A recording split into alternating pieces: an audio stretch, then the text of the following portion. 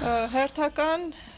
խեղկատակ որոշումը այն էր, որ իրենք չեն կարողանում հետևել մարդիկ, որ վճարեն հասարակական տրանսպորտում ու որոշում կատարվեց, որ միայն մի դուռ պետք է բացվի, օրինակ առավոտ ժամը 8-ին, երբ որ երեխաները գնում են դպրոց, իսկ երիտասարդները համալսարան, աշխատի ընդամենը մի դուռ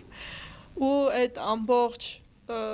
խցանումների այդ ամեն ինչի մեջ մի հատ էլ գլխացավանք ավելանում, խցանումների հերթերն են ավելի, այդ խցանումների չափն է ավելի շատանում ու մարդիկ ավելի են ուշանում։ Այդ արվելանների համար, որ մարդիկ վճարեն, հա, տրանսպորտի գումարը։ Հա, դրա համար։ Այսինքն, եթե դու հետևից ես նստում, չես վճարում, եթե դեպից ես նստում, վճարում ես։ Ինչ որ տենց բաներ, վիդեոներ աչքով ես ընկա, որ տրանսպորտի մեջ վեճեր էր եղել, ծես կրտուկ, նույնիսկ բան ու տեսա, հետո Ավինյանի հայտարարությունը, որ ասում է, вообще արդար չի, որ 1 միլիոնանոց հեռախոս բռնողը օրինակ մտնում է տրանսպորտ ու չի վճարում։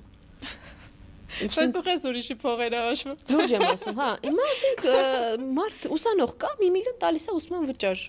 Բախի այդ չեք ասում։ Խի չեք հարցնում ոնց ես այդ 1 միլիոնը տալի, եթե չես աշխատում, տուն ասենք մի աշխատող ունեք, 3 անչափահաս ունեք, 2 ուսանող ունեք, խի չես այդ հարցնում բա։ 1 միլիոնի ծախսը մնում է 1 միլիոնի ծախս, էլի խի չես հարցնում, օրինակ ինչով եք էդի վճարում, հա 100,000-ի վերադարձ ես տալիս։ Բայց համակարգ